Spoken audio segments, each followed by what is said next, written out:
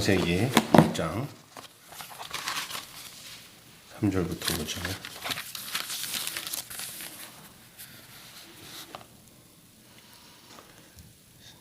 함께 읽겠습니다. 하나님이 이르시되 빛이 있으라 하시니 빛이 있었고 빛이 하나님 보시기에 좋았더라. 하나님이 빛과 어둠을 나누사 하나님이 빛을 낮이라 부르시고 어둠을 밤이라 부르시니라. 저녁이 되고 아침이 되니 이는 첫째 날이니라. 아멘. 요한복음에도 이 땅에 참빛이 오셨다 이렇게 얘기하시잖아요. 빛이 자기 땅에 왔는데도 자기 백성이 그 빛을 영접지 않았다 그런 얘기를 하잖아요. 근데 이 창세기에서도 이걸 잘 보셔야 되는 이유가, 여러분 이 창세기를 우리는 어떤 설화나 어떤 창조론, 진화론 이런 걸 문제로 가지고 접근하면은 창세기의 본 의도는 잘못 생각하고 있는 겁니다. 빛이 있으라 하시니 빛이 있었고 그 빛이 하나님 보시기에 좋았더라 했습니다. 또한 하나님이 빛을 낮이라 칭하시고 어둠을 밤이라 칭하셨습니다. 저녁이 되며 아침이 되니 첫째 날이다 하였습니다. 자, 하나님이 창조하신 세계는 사탄의 계략으로 인해서 땅이 혼돈하고 공허하고 흑암이 깊음 위에 덮이게 되었습니다. 그 창조가 땅을 창조하고 세상을 창조하기 이전에 영적 세계에 대한 이야기들이 여러 가지가 있어요. 천상에서 어떤 큰 반란이 일어나고 그것이 하나님이 창조한 이 세상 속에서도 그게 현상이 드러난 게 혼돈하고 흑암이 있고 이런 얘기가 전에 제가 말씀을 드렸잖아요. 근데 시작이 있고 시작하신 이가 있고 창조된 하늘과 땅이 있었는데 그 중에서 땅이 하나님을 거역하고 그 일을 방해하고 사탄에 의해서 혼돈하고 공허하고 흑암이 깊음 위에 있게 된 것이죠. 이것은 요즘 사람들로 말하면 우주 과학의 문제나 진화론이나 창조론의 문제가 아니고 오히려 창세기는 인생의 문제입니다. 창세기는 인생의 문제를 다루고 있는 겁니다. 어떻게 우리가 늘 이쪽에는 생각 안 했어요. 창세기를 통해서 인생의 문제를 우주의 상태와 지구의 상태, 땅의 상태를 이런 거를 통해 가지고 인생의 문제를 계시하고 있는 겁니다. 어느 때인지는 모르지만 아마 옛날 사람에게도 땅이 혼돈하고 공허하고 흑암이 깊음 위에 있었습니다. 라는 그런 전설들이 있었고 신화도 있었을 것입니다. 뿐만 아니라 이스라엘 사람들은 광야 생활을 했잖아요. 이 창세기 누가 썼어요? 모세가 썼어요. 모세는 언제 창조 때 직접 봤나요? 아니잖아요. 창세기, 출애굽기, 레위기, 민수기, 신명기, 모세가 그 광야 생활 하면서 모세가 이걸 기록하기 위해서 그리고 모세 오경이라고 해요. 그러니까 광야 생활하는 가운데 하늘의 달을 보고 별을 보고 산들을 보면서 이 모세가 많은 상념에 잡혀 있었지 않았나. 그러는 가운데 하나님께서 모세를 통해서 인류가 시작된 그 인생의 문제를 하나님으로부터, 창조주 하나님으로부터 피조된 우리 인간에 대한 문제들을 모세에게 알려주시고 그것을 계시해 준 그 말씀을 창세기로 옮겨준 책이 창세기입니다. 그래서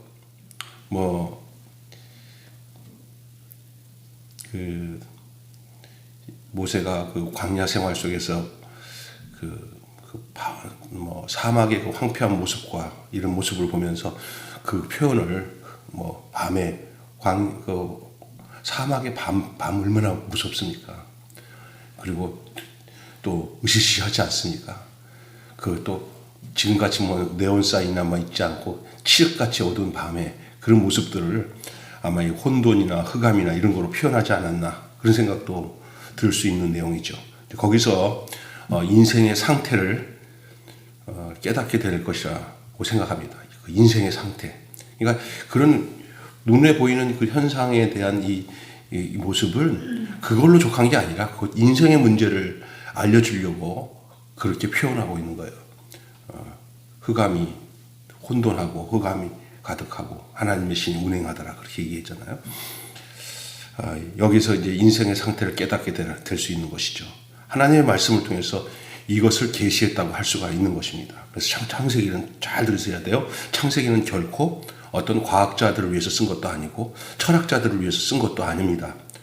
그렇기 때문에 성경 말씀을 가지고 과학의 문제를 해결하려고 하고 거기다 또 철학의 문제를 해결하려고 하는 것은 무모한 일이고, 그러므로 우리가 알아야 될 것은 창세기는 우리의 인생의 문제, 결국 저와 여러분의 나의 문제, 그를 발견하고 깨닫게 하는데 유익하다고 저는 생각되고, 오늘 이 창세기를 그런 측면에서 우리는 바라봐야 우리가 성경을 바라보는 제대로 대한 시각을 여는 겁니다. 그래서 여러분 먼저 땅에 대한 얘기를 하겠습니다. 땅에는 꼭 빛이 필요합니다. 땅에는 빛이 필요합니다. 왜냐하면요, 땅 자체가 빛이 전혀 없는 곳이기 때문에 땅 스스로 아무리 있어도 빛을 받지 않으면, 빛이 들어오지 않으면 그 땅은 암흑이고 혼돈이고 공허입니다. 빛이 들어와야 그 땅이 제 역할을 하게 되는 거예요. 빛이 없는 땅은 흑암입니다. 빛이 없는 땅은 공허입니다. 그래서 땅에는 뭐가 절대로 필요하냐? 빛이 필요합니다. 그런데 빛은 땅에서 스스로 나올 수 없는 겁니다. 땅 스스로가 빛을 만들어낼 수가 없습니다. 밖에서 땅으로 빛이 들어옵니다. 그렇게 돼야 됩니다. 밖에서 땅으로 빛이 들어옵니다. 태양이나 달이나 혹은 다른 천체들이 비춰서 땅으로 빛이 들어오는 것이지 땅 자체가 빛을 발할 수가 없는 것입니다. 땅은 발광체가 아닙니다. 밖에서 뭔가 빛이 들어오지 않으면 땅 자체로서는 어둠입니다. 하나님께서 빛이 있으라 하시니 있었고, 또한 어떤 존재가 우리에게 빛을 가져오는 것이죠. 태양이 빛을 비추기 때문에 빛이 온다는 것을 우리가 직관적으로 볼 수가 있고, 땅 자체는 빛이 없는 겁니다. 빛은 반드시 내면에서 오는 게 아니라 빛은 반드시 밖에서 오는 것입니다. 또한 빛이 오려면 어딘가 빛이 있어야 빛이 올 수도 있는 거 아닙니까? 빛의 출처가 있어야 될 거 아닙니까? 땅 자체는 빛이 없다고 그랬잖아요. 빛이 오는 곳이 있어야 빛이 있는 것입니다. 빛이 없으면 빛도 올 수가 없습니다. 또한 빛이 있으려면 빛이 있게 하신 분이 있어야 합니다. 빛이 있게 하신 분이 있어야 빛이 있는 것입니다. 빛이 있으라 하심에, 빛은 저절로 있는 게 아니라고 했습니다. 이것을 볼 때 땅은 빛이 없고 어디선가 빛이 와야 땅으로서의 구실을 하게 되고, 빛이 있으려면 빛이 있게 하신 그분이 있어야 한다는 이 간단한 진리를 우리는 깨달아야 합니다. 자, 그러면 빛이 오면 어떤 현상이 나타나냐? 그때야 빛이 들어와야 땅이 정돈이 됩니다. 질서를 잡게 됩니다. 이것은 이런 땅, 저것은 저런 땅, 여기는 높은 땅, 여기는 낮은 땅, 이것은 농사를 지을 수 있는 땅, 저것은 농사를 지을 수 없는 땅, 이것은 산, 저것은 논, 용도가 구별되는군요. 이렇게 되는 것이죠. 그러므로 생명이 번식을 해서 거기서 식물이 나고 동물도 살 수 있게 되는 것입니다. 빛이 들어올 때야 비로소 땅은 생명을 얻게 됩니다. 그리고 구분이 됩니다. 정리정돈이 됩니다. 쓸 땅, 안 쓸 땅, 이런 땅, 저런 땅이 구분이 됩니다. 빛이 오기 전에는 할 수 없어요. 혼란스러워요. 어둠입니다. 여기 광명시도 있고, 제주도 가보면 있고, 저 강원도도 가보면은 고수동굴, 용암동굴, 동굴들이 있잖아요. 들어가 봤더니 또 외국에도 가보니까 엄청나게 큰 동굴들, 우리 집사람도 한번 가봤는데요. 장난이 아니에요. 얼마나 큰 동굴인지 몰라요. 그 동굴, 그 안으로 깊이 들어가면 거기다가 전등을 켜놓고 어떤 생물도 살 수 없는 곳인데, 거기에 들어갈 때부터 어디야? 거기가 어디더라? 슬로베니아인가? 거기 갔을 때, 이게 보니까 이상한 동물 하나가 있어요. 거기서 사는 동물이. 근데 기가 막힌 건 뭐냐면 절대로 어떤 동물이든 빛 없이 있는 큰 빛이든 작은 빛이든 빛이 들어가야 동물이 생겨요. 거기에 생물체가 있으려면 빛이 있어야 돼요. 신기하게도 전등불 옆에 있는 전등불 옆에는 이상하게도 거기는 파란 이끼가 생긴대요. 빛이 있으면 생명이 번식됩니다. 빛이 있는 곳에 생명이 번식이 됩니다. 그러므로 빛이 없는 땅은 어떻습니까? 혼돈하고 공허하며 흑암이 깊은 곳에 있는 그 자체라 할 수가 있습니다. 죽은 거죠. 어둠이죠. 우리는 빛이 없는 땅을 상상할 수도 없습니다. 빛은 다른 말로 표현한다면 빛은 생명입니다. 생명이 있는 곳에는 빛이 있는 것입니다. 요한복음의 요한 1장, 요한 1서 이렇게 보면 거기 계속 나오는 게 빛에 대한 얘기를 해요. 예수님 스스로도 빛에 대한 얘기를 하셨습니다. 이러한 배경을 놓고 인생을 본다면 땅과 인생은 꼭 같습니다. 땅과 인생은 꼭 같습니다. 땅의 사정과 인생의 사정과 빛의 사정과 인생의 사정이 같습니다. 인생을 보는 거울이라 할 수 있는 것이 바로 땅의 모습이고 빛의 모습입니다. 땅과 빛의 조화, 땅 위에 비춰진 이 빛, 이것이 인생 속에서도 똑같이 동일하게 나타나는 거예요. 자, 땅에는 빛이 필요한 것처럼 인생에도 역시 빛이 필요합니다.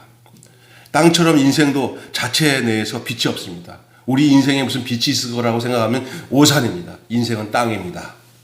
인생은 땅입니다. 그 땅에 빛이 들어와야 됩니다. 그래야 진정한 산 땅이 되는 것입니다. 그런데 사람들은 사람 속에 빛이 있을 거라고 생각하고 찾고 다닙니다. 착각하고 있는 것입니다. 땅이 빛이 없으면 어둠인 것처럼 인생에도 빛이 안 들어오면 소용이 없습니다. 땅처럼 인생도 자체 내에 빛이 없는 것입니다. 그러나 사람 속엔 절대 빛이 없다는 사실을 우리는 염두에 두고 살아야 됩니다. 만일 사람 속에 빛이 있다면 사람은 절대로 혼돈하거나 공허하거나 흑암에 쌓여 있을 필요가 없죠. 그러나 사람이 공허하고 혼돈하고 흑암에 쌓이는 이유는 빛이 없으니까 혼돈과 공허와 흑암이 있는 것입니다. 어떤 사람들은 안 그래요. 뭐 세상적인 지식이나 철학 가지고도 이 빛 가운데 살아가는 거는 그거는 스스로 착각하고 있는 것입니다. 하나님 편에서 볼 때는 그건 흑암입니다. 생명이 없는 것입니다. 흑암에 쌓여 있을 그 모습입니다. 근데 여러분, 흑암에 쌓여 있을 필요가 없습니다. 빛이 없으니까 혼돈과 공허와 흑암이 있는 것이죠. 그러므로 사람에게도 빛은 반드시 밖에서 오는 것입니다. 자기 안에서 빛이 발생되는 게 아닙니다. 밖에서 빛이 들어오는 것입니다. 스스로 빛은 없습니다. 어떤 사람은 사람 스스로 빛이 있다고 합니다. 그러나 아무리 찾아봐도 빛은 없습니다. 그는 자기 착각이죠. 이스라엘 백성들은 광야를 지나면서 불기둥과 구름 기둥을 경험했습니다. 밖에서 그들의 길을 인도한 것이 있었던 것이죠. 그 불기둥에 따라서 움직이면 거기서 따뜻함과 또한 길잡이 노릇을 해줬기 때문에 그들은 그 불기둥과 구름 기둥의 인도함을 따라 살았습니다.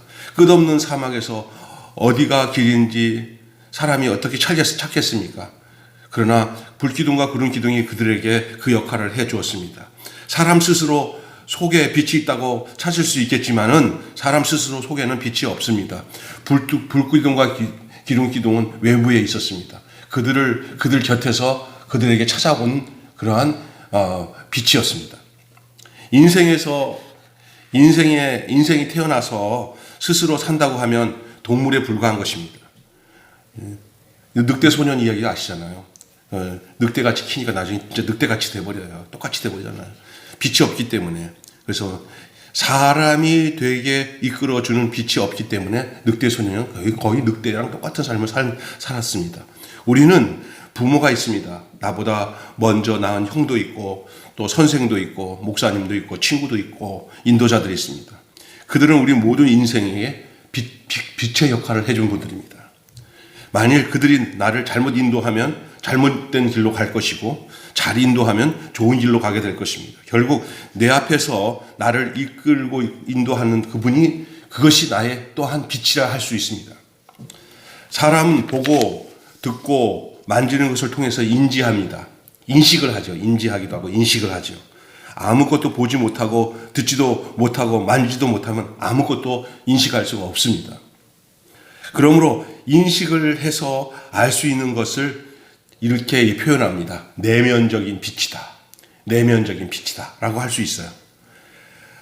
밖에서 먼저 빛이 있어서 내 안에 빛이 있게 된 것이죠. 그러니까 그 내면적인 빛도 스스로 내 안에서 만들어진 빛이라 아닙니다. 뭔가를 만지고 느끼고 인지를 했기 때문에 밖에서 그것이 들어왔기 때문에 내 안에서 내면적인 빛이 된 겁니다. 장님이 하는 말을 들어보십시오. 어느 잔치집 갔더니 그거 진짜 그 잔치집 풍성했다. 장님이 가서 보았대요. 눈으로 본 것만 본 것이 아닙니다. 내면적인 빛으로 그것을 인지한 겁니다. 인식을 했다는 것이에요. 손으로 만졌거나 눈으로 들었거나 음식을 받아가지고 먹거나 사람들이 웅성웅성 소리를 들어보면서 느낌으로 알잖아요. 인지한 거죠. 인식을 했어요. 그래서 그것을 이 장님은 가보았더니 풍성했더라. 참 틀린 얘기가 아닌 진짜 맞는 얘기잖아요. 만일 그 사람이 눈으로 보지도 못하고 귀로도 듣지도 못하고 만지지도 못했다면 그 잔치집에 가봤더니 참 좋았다는 말은 할 수도 없는 말입니다. 결국 우리가 보고 듣고 만진다는 것은 우리 자신 속에서 알을 가져오는 거예요. 그래서 요한이 우리가 눈으로 본 바요, 손으로 귀로 들은 바요, 손으로 만진 바다. 그것은 알미예요. 암. 기노스코. 기노스코는 경험된 알미예요. 장님이 직접 가서 본 암. 그런데 알미라는 것은 2차적인 것이지 선천적인 것은 아닙니다. 그 알을 갖기 위해서 인지되었던 외부적인 조건이 있었기 때문에 안 거예요. 그냥 안에서 생겨난 게 아니에요. 그 알미라는 게. 우리가 원래 타고난 것이 아니고 밖에서 무엇인가 들어온 후에 알게 된 것입니다. 그러므로 밖에서 어떤 것이 오는가 하는 것이 우리 인생에서 가장 중요한 것이에요. 밖에서 우리 안으로 들어온 것 중에서 가장 중요한 것이 무엇인지는 내가 얘기 안 해도 여러분이 알아야 됩니다. 이 진리를 알게 된다면 나는 어떤 사람인가 하는 것이 중요하지 않습니다. 또는 지금 내가 어떤가, 나는 지금 무엇인가, 나는 지금 무엇을 할 수 있는가 하는 것도 중요하지 않습니다. 중요한 것은 빛이 있는가 없는가 하는 것이 중요합니다. 아무리 내가 어둠에 있다 할지라도 좋은 인도자, 좋은 빛을 만나면 나는 밝아질 것이고, 내가 아무리 밝은 빛 가운데 있다 할지라도 나쁜 인도자를 만나면 나는 나쁜 빛 가운데 있다 보면 나는 나빠질 수밖에 없습니다. 우리는 지금 이렇게 밝은 이 예배당 안에서 살지만, 가정의 집에서도 방에서 살지만, 어느 날 이 지구상에 빛이 하나도 없게 된다면 모든 사람은 전부 다 황폐해지고 말 것입니다. 그때부터 빛이 사라지고 난 뒤부터는 혼돈과 공허와 흑암과 그 자체가 되고 말 것입니다. 아무리 소용해도 소용이 없습니다. 내가 옛날에 책 한 권 읽은 적 있어요. 눈먼 도시들. 갑자기 모든 사람들이 다 눈을 멀어지는데 그 눈먼 그 도시가 아주 아수라장이 돼요. 그냥. 그건 이제 육신적인 눈이 한꺼번에 멀어지니까 어느 누구도 눈을 볼 수 있는 사람이 없죠. 다 장님이 돼버렸어요. 여러분, 댐을 만들기 위해서는 낮은 지대의 가옥과 농토는 물에 매몰시켜야 됩니다. 댐을 만들려면, 그러니까 댐 밑에 여기 많았던 가옥들이 한꺼번에 숨몰돼 버리죠. 집은 분명히 물에 잠기기 전에는 사람이 사는 집이었습니다. 여러분이 잘 아는 곳이잖아요. 청주댐 밑에 동네, 소양강 댐 밑에 동네, 그 동네들이 엄청 큰 동네들이 다 수몰이 됐습니다.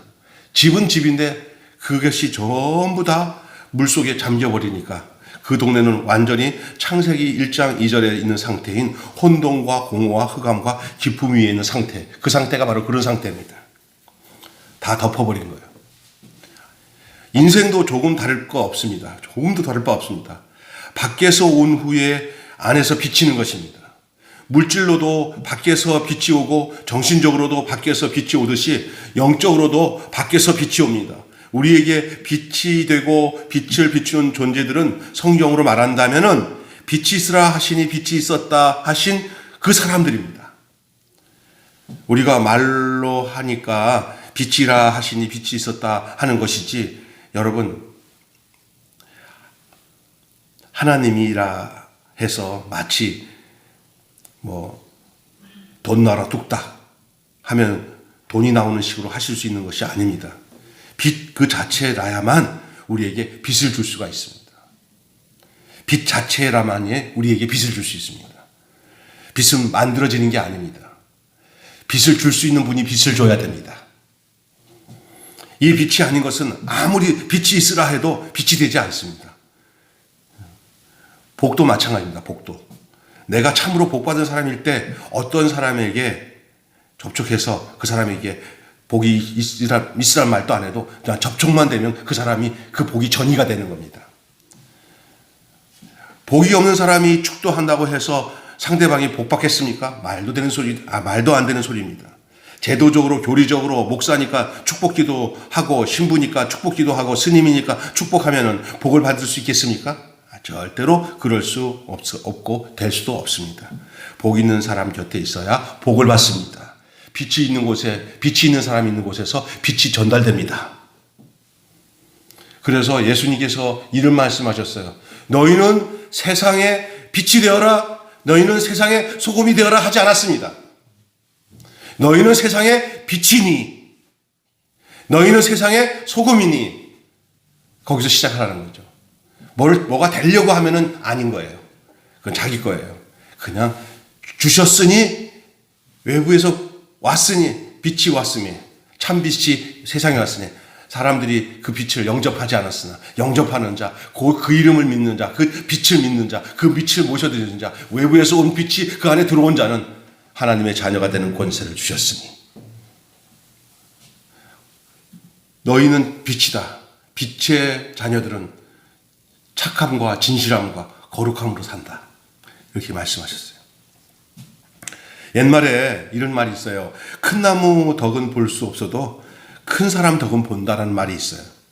큰 나무 밑에 있다가는 잘못하면 벼락 맞아서 그 나무가 부러지면 사람이 상하게 됩니다. 그런데 큰 사람 밑에는 덕을 볼 수밖에 없다 얘기합니다. 그 말은 곧 빛이 있는 사람에게는 빛을 보고, 복이 있는 사람에게서 복을 보고, 행복한 사람을 통해서 행복을 찾을 수 있다는 말입니다. 행복한 사람과 늘 사귀는 사람은 행복해지게 됩니다. 어떤 사람은 자기가 불행하다고 해서 자꾸만 불행한 사람만 찾고 다니는 사람이 있어요. 자기가 불행하니까 행복한 사람 보면은 별로 자기한테는 성향이 안 맞으니까 자기보다 더 안 좋고 불행한 사람만 찾아다니고 살면서 대신 나는 저 사람보다는 나아, 이렇게 살면 안 된다는 거예요. 불행해질수록 나의 삶을 행복한 사람 곁에 있어야 되고, 내가 어두울수록 더 밝은 빛이라고 생각하는 사람한테 내 모든 것을 포기하고 굴복하고 그 곁에 있어야 그 내 어두운 구석이 그 빛된 사람들 통해서 내게 빛이 들어오는 줄 믿습니다. 여러분 중에 어떤 사람 중에, 불행한 사람 중에 그렇게 불행만 찾아다니다가 나중에 어두워서 자꾸만 어두운 데로 가면 더 어두워지는 거예요. 그러니까 빛을 보게 되면 점점 더 밝은 곳으로 가요. 야, 이상한 거죠. 빛이 있던 사람은 절대 어두우면 안 가요. 근데 어두워지기 시작한 사람은 계속 어두운 데로 가요. 여러분은 전부 더 광명한 빛으로, 더 밝은 빛으로, 더 찬란한 빛으로 여러분의 삶이 옮겨지는 역사가 있어져야 되고, 또 그런 빛이 찾아오는 역사가 있어야 됩니다. 만일 나는 불행하니까 나는 행복한 사람과 살지 못하겠다, 내가 비참하니까 나는 좋은 사람과는 살지 못해, 나는 힘들어 내가 하고 생각하고는 점점 불행한 쪽을 선택하고 불행해지기 시작하게 되면은, 그렇게 된 사람은 정말 대책이 없어요. 정말 안 좋은 데로 가요. 안 좋은 데로. 제가 어렸을 때 그런 사람 많이 봤어요, 진짜. 그래서 친구 사귀는 거 보면 알고, 저 집 무너진다. 아유, 큰일 났다. 아, 저 아저씨, 그런 사람 만나지 말라고 그렇게, 그 아줌마가 그렇게 부탁하고, 그냥 형제들이, 근데 왜 저것들이랑 또 어울려? 망하더라고, 점점. 예? 금묵자옥이라고, 그걸로 가게 되는 거죠. 더 불행해지죠. 불행은 점점 불행을 찾습니다. 그러나 행복은 계속 행복을 찾고, 빛은 계속 빛을 찾습니다. 어둠에 있을수록 불행 쪽으로 가지 마시고, 내 성향이 비슷하니까 나는 글로 가야겠다 하면 안 됩니다. 그럴수록 어두울수록 빛을 찾고 불행할수록 행복을 찾고 이게 돼야 되는데 그게 내 스스로 되는 건 줄 아세요? 찾아올 때 받아들여야 되는 거예요. 외부에서 오는 거예요.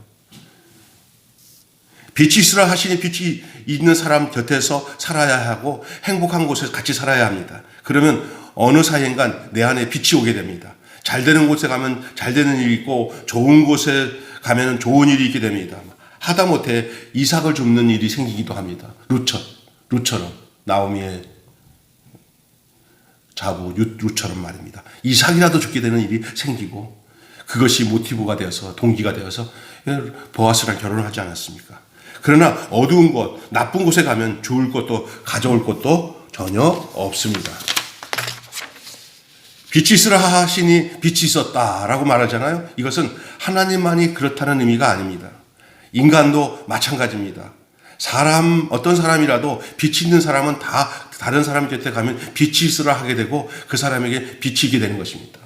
그러니까 근본적으로는 하나님께 빛이 있지만은 그러나 그것이 사람에게 전달되어서 그 사람이 빛 가운데 있는 사람이 되었다면 그 사람 어딘가 가서 그 빛이 전달되는 빛의 전달자로 빛의 반사체로 빛을 전하는 사람으로 자기가 살지 말라고 해도 살게 되는 것입니다. 그게 저절로 되는 인생이에요. 저절로. 하나님의 이끄셔서. 빛이 비추음을 통해 빛이 비추음을 통해서 알미 생기는 겁니다.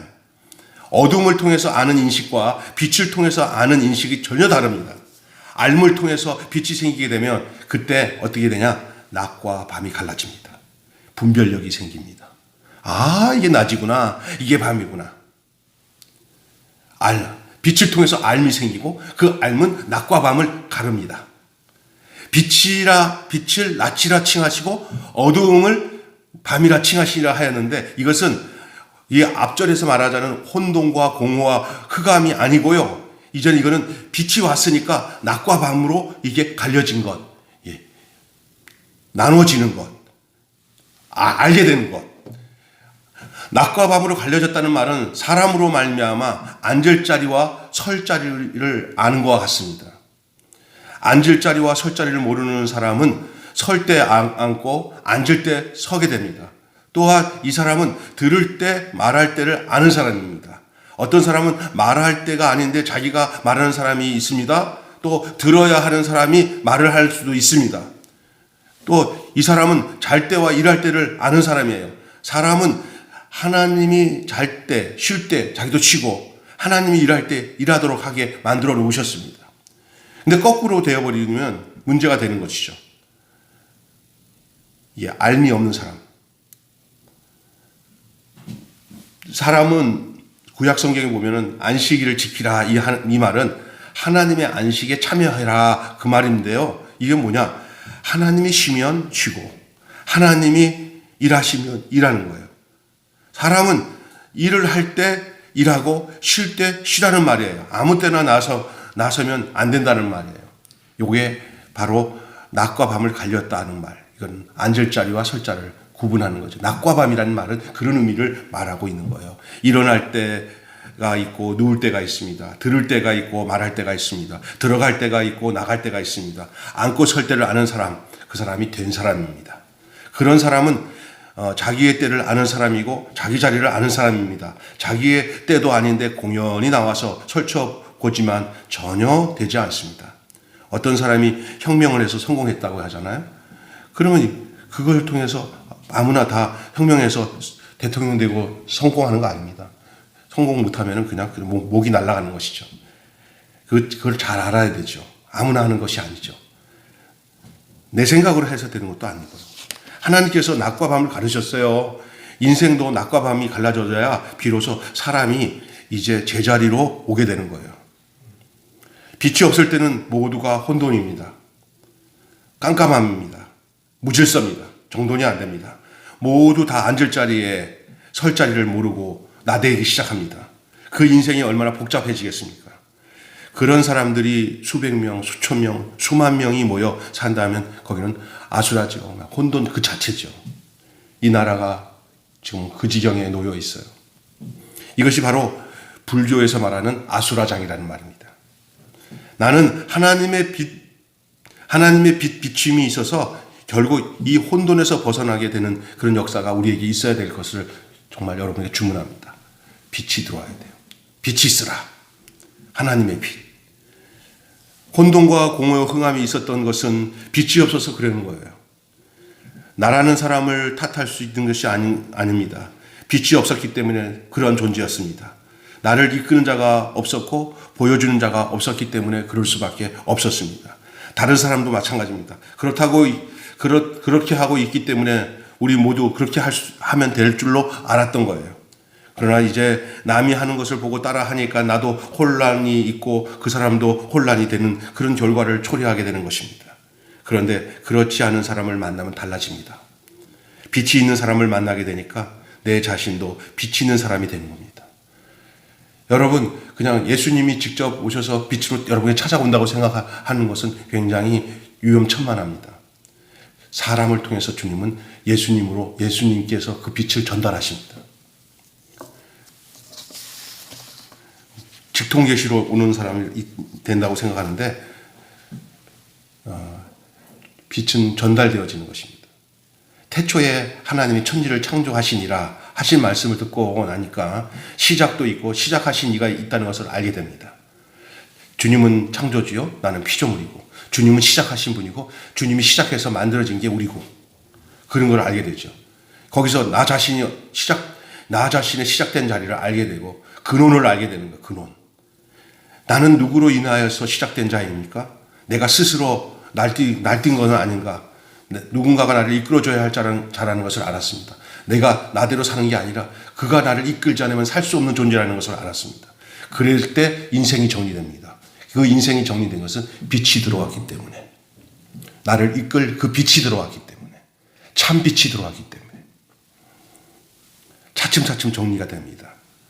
물을 때 가서 물을 수 있고 들을 때 가서 들을 수 있는 사람이 되었습니다. 그래서 바로 이 말씀을 바로 빛이라고 하는 것입니다. 태초에 하나님이 천지를 창조하시니라.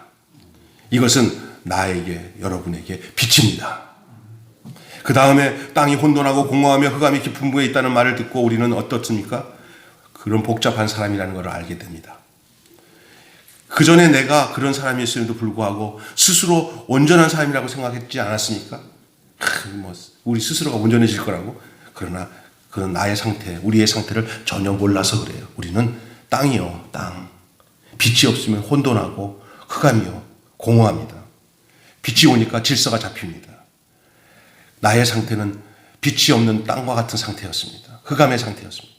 그래서 방황할 수밖에 없습니다. 그래서 헷갈립니다. 뭔가 빛이 없으니까 정리가 안 됩니다. 여기에 참 빛이 오셨습니다. 아기에게 열이 있으면 아기가 아무것도 모르고 울기만 하니까 짜증을 부리잖아요. 그럼 밖으로 나가서 업고 달래기도 하고 무엇을 사달라고 하면 요구하는 것이 많아지고, 그런데 그 사실은 그가 필요한 것이 아니라 몸에 열이 나서 몸이 아프고 괴로우니까 그렇게 표현하고 있는 것입니다. 그래서 무엇을 줘도 듣지 않습니다. 열 떨어지기 전에는 괴롭습니다. 업어주는 것도 업어주고 업혀주는 대로 짜증도 내고 데리고 나가도 짜증을 냅니다. 왜 그러냐? 근본적으로 열이 떨어지기 전에는 계속 어떤 것도 그에게는 다른 것을 표현할 수가 없습니다. 아프다고 막 우는 겁니다.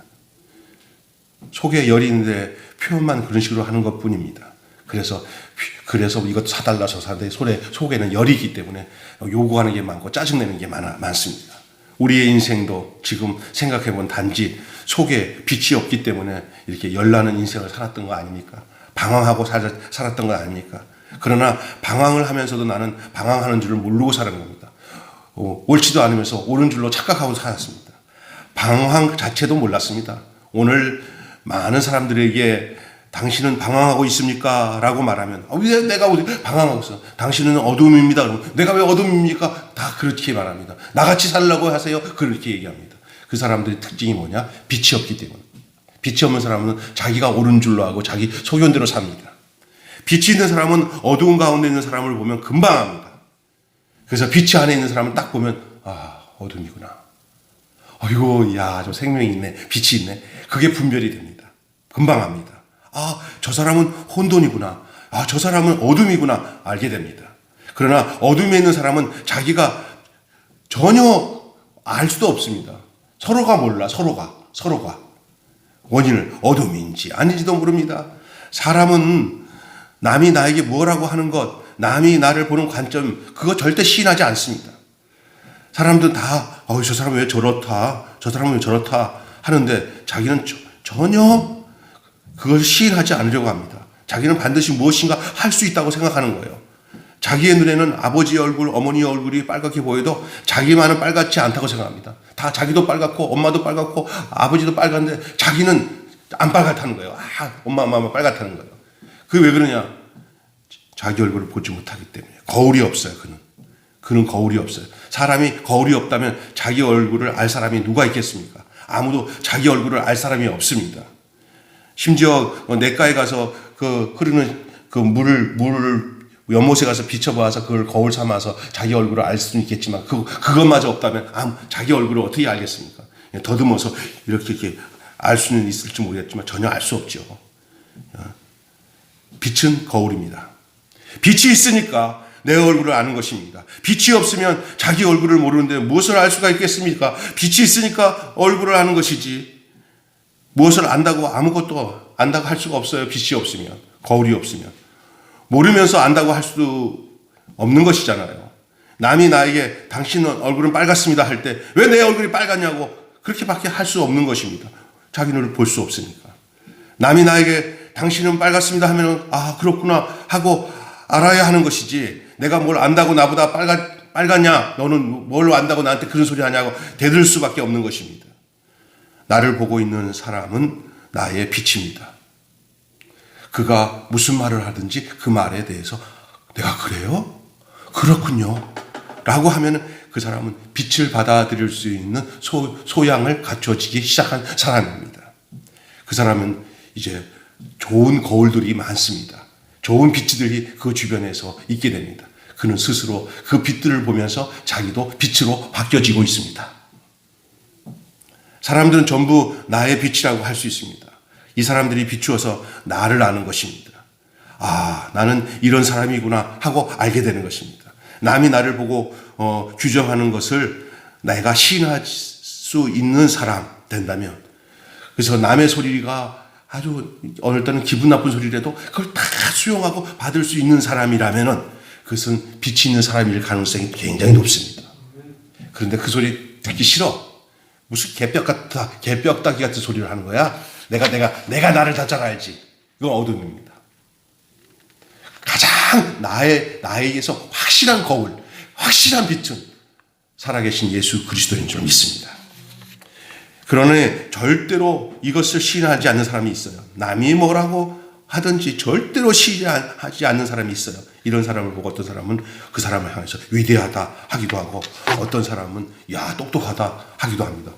그것이 이 세상의 사람들이 갖고 있는 착각입니다. 우리는 그걸 위대하다고 봐요. 누구에게 타치받거나 지적받지 않고 사는 완벽한 사람, 그 사람을 똑똑한 사람, 위대한 사람이다. 사람은 서로 부족한 것들을 서로 보여주며 서로의 빛이 되면서 거울이 되주면서 살아가기를 우리 주님은 원하십니다. 그것이 빛입니다. 그러나 그것은 똑똑한 것이 아닙니다. 아까 전에 말한 것처럼 자기가 누구에게 지적받지 않고도 위대하게 산다. 그건 똑똑한 거 아니에요. 바보예요, 바보. 자기를 모르고 있으면서 생각 속에서만 자기를 알고 있는 것이기 때문이에요. 가장 어리석은 사람은 누구의 지적에, 누구의 무슨 말에 그냥 번뜩 화를 내면서 내가 당신보다 더 잘 알지. 이렇게 하는 그 완악함이 그게 무질서요. 그게 땅이요. 그게 어둠이요. 혼돈입니다. 그렇다고 너무 수용적이 돼가지고 아무 소리나 다 듣고 당신 말이 맞네요. 이게 아니고 진리로 그 빛을 구분할 수 있어요. 이걸 알 수가 인식할 수가 있어요. 이게 중요한 겁니다.